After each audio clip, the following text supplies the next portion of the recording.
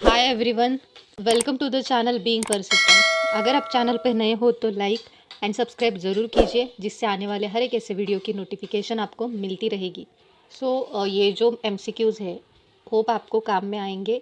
Exam में इस तरह के एमसीक्यूज़ को कैसे डील करना है वो आपको इस वीडियो से सीखने को मिलेगा। ओके, स्टार्ट करते हैं। लीगल एस्पेक्ट्स ऑफ बिजनेस के कुछ एमसीक्यूज़। यहाँ पे हमारा जो पहला क्वेश्चन है वो है कि एन एग्रीमेंट मतलब एग्रीमेंट क्या होती है। हमें पता है एग्रीमेंट यानी कि क्या, कि पर्सन ए और पर्सन बी, इन दोनों के बीच में जो भी कॉन्ट्रैक्ट या फिर एग्रीमेंट होगी, इसका मतलब क्या कि दोनों भी एक पर्टिकुलर प्रोजेक्ट के लिए या पर्टिकुलर गुड्स जो है वो परचेस करने के लिए एक दूसरे के साथ एग्री है, तो वो क्या करते हैं, उस एग्रीमेंट को साइन करते हैं। तो एग्रीमेंट यानी कि होता क्या है, it is enforceable by law if it meets the requirement of the law of the land. No, particular land के बारे में ही एग्रीमेंट होती है क्या? नहीं, बहुत सारे गुड्स और असेट्स के बारे में एग्रीमेंट हो सकती है। ये आंसर तो रॉन्ग होगा। Is enforceable by law if any one party to it wants, मतलब सिर्फ एक पार्टी के कहने से या एक पार्टी के बोलने से ही एग्रीमेंट होती है क्या? नो, ये भी क्या है, रॉन्ग है। Is enforceable against the law? No, agreement जो है वो लॉ के हिसाब से ही चलेगी। ये अगर अगेंस्ट द लॉ जाएगी तो ये एग्रीमेंट कैसी होगी, इलीगल होगी या फिर वॉइड आप बोल सकते हो। ये जो सी है वो भी रॉन्ग है। बट डी में क्या बोला गया है कि it is enforceable by law if it is made by competent parties. मतलब कॉम्पिटेंट पार्टीज यानी कि क्या, mister A and mister B, मतलब इन दोनों के बीच में जो एग्रीमेंट होगी, ये दोनों कैसी है पार्टीज, कॉम्पिटेंट। कॉम्पिटेंट यानी दोनों भी एग्रीमेंट में एग्री है। The correct answer is answer D. Okay, हमारा सेकंड क्वेश्चन जो है वो ये है कि an agreement is a voidable contract when it is. जो भी एग्रीमेंट है वो वॉइडेबल कब होती है? एक तो वॉइड यानी कि क्या, कि जो शुरुआत से ही हम लीगली जो है वो आगे कैरी नहीं कर सकते, यानी कि आगे हम उसको नहीं ले जा सकते, ना तो पार्टी ए ना तो पार्टी बी। वॉइडेबल यानी कि क्या, वॉइडेबल यानी कि जब ए जो है, पार्टी ए जो है वो पार्टी बी से कुछ कॉन्ट्रैक्ट करना चाहती है, चाहे वो गुड्स को सेल करना हो, इस तरह का, तो उसमें अगर बी पार्टी के ऊपर है कि उस कॉन्ट्रैक्ट को एक्सेप्ट करना है या रिजेक्ट करना है। तो अगर ये एक्सेप्ट करना चाहती है तो वो कॉन्ट्रैक्ट कहलाएगा वैलिड। बट अगर ये नहीं एक्सेप्ट करना चाहती है, कैंसिल करना चाहती है, तो this is called as voidable contract. Okay, voidable यानी कि कैंसिलेबल। देखते हैं इसका आंसर क्या आएगा। Enforceable if certain conditions are fulfilled, ये आंसर हो सकता है इसका नहीं। क्यों? क्योंकि जो भी कंडीशंस है वो अगर फुलफिल हो जाए तो वो किस तरह के एग्रीमेंट या कॉन्ट्रैक्ट बोलेंगे हम बोलेंगे valid contract. Second one is enforceable by law at option of aggrieved party. Third one is enforceable by both parties. जब बोथ पार्टी से इन्फोर्सिएबल होगा तो वो कैसा होगा, वैलिड कॉन्ट्रैक्ट होगा। Last one is not enforceable at all. अगर enforceable ही नहीं है तो ये किस तरह का होगा, वॉइड होगा। ओके, मतलब लीगली हम उसको इन्फोर्स नहीं कर सकते, तो ये वॉइड होगा। तो हमारा जो आंसर है वो क्या आएगा, basically enforceable by law at the option of aggrieved party. Aggrieved मतलब क्या, जो पार्टी उस कॉन्ट्रैक्ट को आगे नहीं ले जाना चाहती या एक्सेप्ट नहीं करना चाहती है, जो भी ए का प्रपोजल है वो, तो इस केस में हम बोल सकते हैं कि जो भी कॉन्ट्रैक्ट है वो कैसा है, वॉइडेबल है। Okay, next is an agreement not enforceable by law. जो भी नॉट इन्फोर्सेबल, यहाँ पे भी हमने देखा था कि जो भी नॉट इन्फोर्सेबल, हम उसको इन्फोर्स नहीं कर सकते हैं, it is illegal by law. इस तरह का जो भी एग्रीमेंट या कॉन्ट्रैक्ट होगी वो कैसी होगी, वो होगी वॉइड। मतलब एज पर द एक्ट या फिर लीगल टर्म में इसको क्या बोलते हैं या कौन सा वर्ड यूज़ करते हैं हम, वॉइड, जो कि लीगली एलिजिबल नहीं है इन्फोर्स करने के लिए। वॉइडेबल का मीनिंग आपने देखा था, वैलिड यानी कि जो इन्फोर्सिएबल बाय लॉ है, जिसको हम आगे लेके जा सकते हैं। अनइन्फोर्सिएबल मतलब कि जिसको हम इन्फोर्स नहीं कर सकते हैं। एंड इलीगल जो बिज़नेस होता है, जैसे वेगरिंग होता है, या फिर जो भी ऐसी चीज़ें या ऐसे गुड्स है जिसको लीगली हम बोल सकते हैं कि सेलिंग, या फिर जिसका लीगली बिजनेस जो है वो कम्प्लीटली बैंड है या प्रोहिबिटेड है। Okay, next question is contract is a legal obligation, an agreement plus legal obligation, consensus and idem, an agreement plus legal object. Contract होता क्या है ये हमें यहाँ पे देखना है। तो इसका आंसर क्या होगा, कॉन्ट्रैक्ट क्या होता है, दो पार्टीज़ के बीच में जो भी बाइंग एंड सेलिंग होता है, या फिर दो पार्टीज़ के बीच में जो भी एग्रीमेंट होता है किसके लिए, पर्टिकुलर गुड को सेल या परचेस करने के लिए, तो इसको हम क्या बोलते हैं, कॉन्ट्रैक्ट, जिसमें दोनों पार्टीज़ एग्री होती हैं। तो ये क्या है, लीगल ऑब्लिगेशन। यस, ये लीगल ऑब्लिगेशन तो है ही उस कॉन्ट्रैक्ट पे एग्री होने के लिए, बट उसके साथ साथ ये क्या है, लीगल ऑब्लिगेशन और एग्रीमेंट भी है। मतलब जो एग्रीमेंट है वो टर्म किस में आती है, कॉन्ट्रैक्ट में आती है। कॉन्ट्रैक्ट के जो भी रूल्स है, जो भी प्रोसीजर है, या फिर जो भी टर्म्स है, तो वो किस में इंक्लूडेड है ऑलरेडी, एग्रीमेंट में। ओके, सो एग्रीमेंट ये छोटी टर्म है, कॉन्ट्रैक्ट उससे बड़ी टर्म है। Okay, so agreement and legal obligation it is equal to contract, ये आंसर हमारा यहाँ पे आएगा।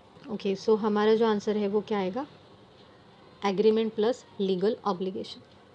Next question is contract of indemnity. Indemnity का मतलब क्या, कि जब भी कोई कंपनी को अनसर्टन सिचुएशन या फिर कॉन्टिंजेंट सिचुएशन फेस करनी पड़ती है, ये हर एक बिजनेस में होता है। हम क्या बोलते हैं कि बिजनेस जो है वो risk is equal to business.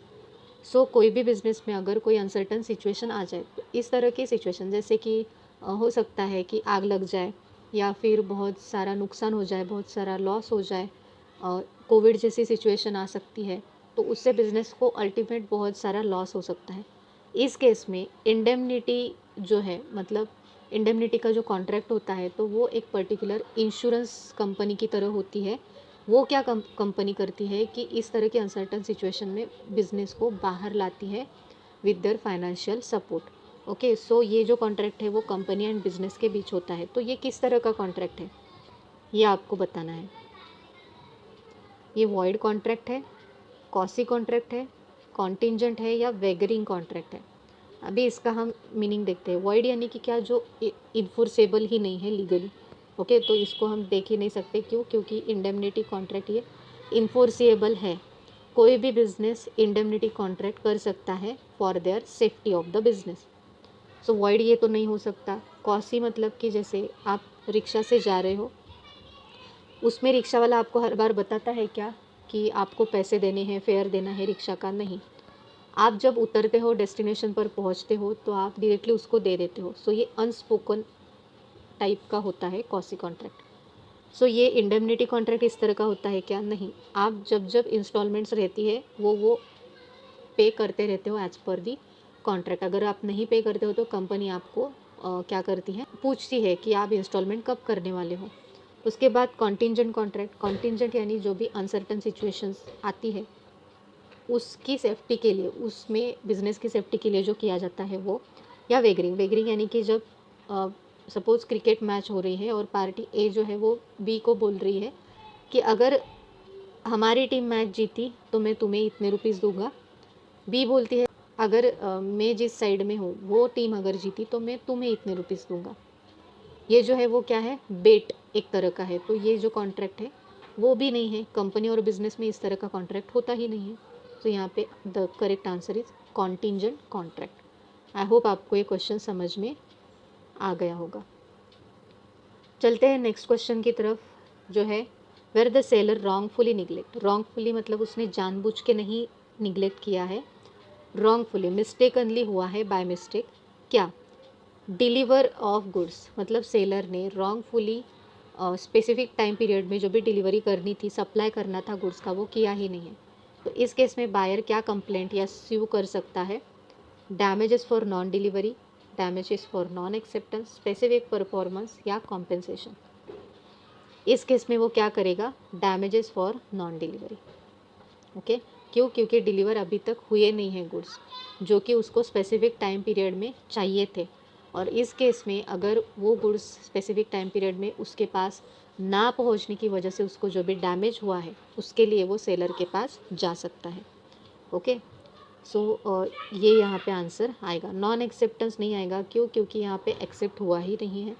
Specific performance है क्या ये? नहीं, क्योंकि ये तो रेगुलर एक्टिविटी है सेलर एंड बायर के बीच में, कॉम्पेंसेशन भी नहीं है।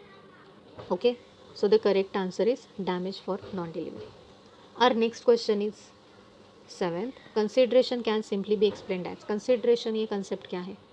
जब भी पर्सन ए पर्सन बी को कोई भी गुड्स बेचता है, सेलर जब बी परचेसर या बायर को गुड्स बेचता है, बायर या परचेसर उसके रिटर्न में कुछ ना कुछ देता है, यानी कि वैल्यू, प्राइस, इस तरह से ए को देता है। उस वैल्यू, प्राइस या अमाउंट को ही हम क्या बोलते हैं?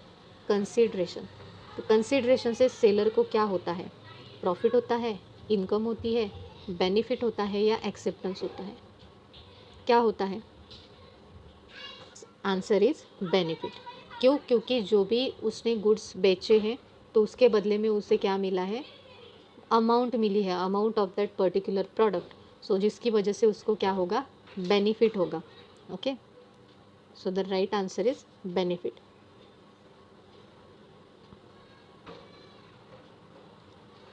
Next question is stipulation in contract of sale with reference to goods which are subject thereof may B.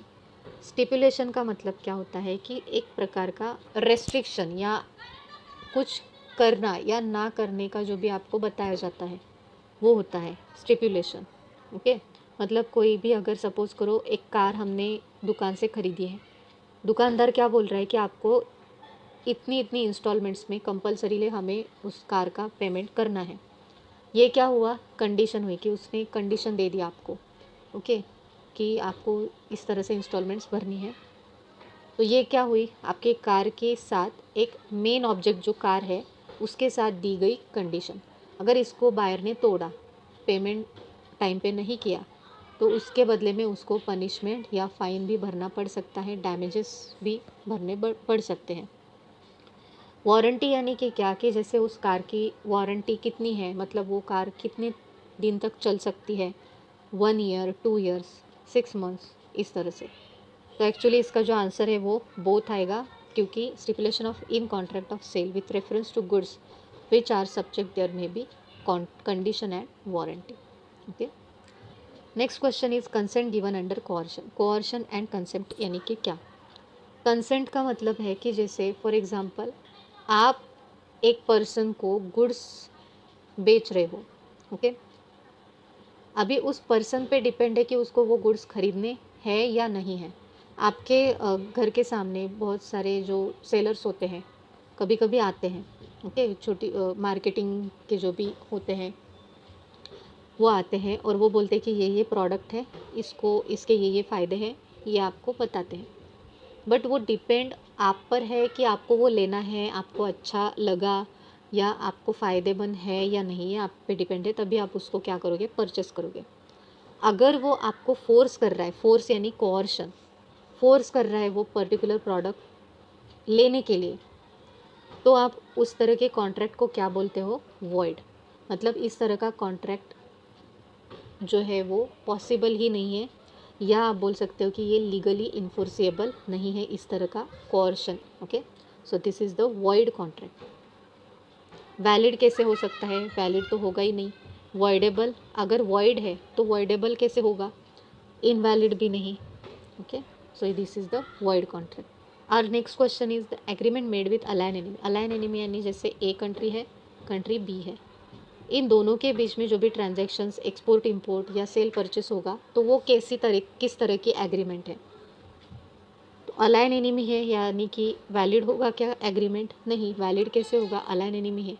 अगर कंट्री ए कंट्री बी के साथ ट्रेडिंग रिलेशंस रख रही है, यानी कि सेल परचेस इंपोर्ट एक्सपोर्ट, इससे क्या हो सकता है? किसी एक कंट्री को नुकसान हो सकता है, ओके, आगे चल के। तो इस तरह का जो कॉन्ट्रैक्ट होता है वो वॉइडेबल भी नहीं, क्योंकि अगर ये लीगली पॉसिबल ही नहीं है कि दो शत्रु देश जो है वो एक दूसरे के साथ कॉन्ट्रैक्ट करे, अनलॉफुल है ये कॉन्ट्रैक्ट। कैसा है? हम the right answer is unlawful, मतलब ये लीगली इन्फोर्सेबल नहीं है, यानी कि ये अनलॉफुल है। अगर करेंगे भी तो ये कैसा है? अनलॉफुल है। डिफ़िकल्ट भी नहीं, क्योंकि कोई भी कॉन्ट्रैक्ट ईजी या डिफ़िकल्ट नहीं होता है, ये एक तो वॉइड होता है या वैलिड होता है या वॉइडेबल होता है, ओके, डिफ़िकल्ट इस तरह का कोई कॉन्ट्रैक्ट नहीं होता है या एग्रीमेंट भी नहीं होती है। सो the right answer is unlawful. So I hope आपको आज के जो क्वेश्चंस हैं वो रिलेवेंट लगे होंगे, एंड अगर आपको यूज़फुल लगे होंगे तो ज़रूर अपने दोस्तों के साथ शेयर कीजिए। एंड टिल देन चैनल के साथ जुड़े रहने के लिए thank you so much. Stay safe, stay healthy.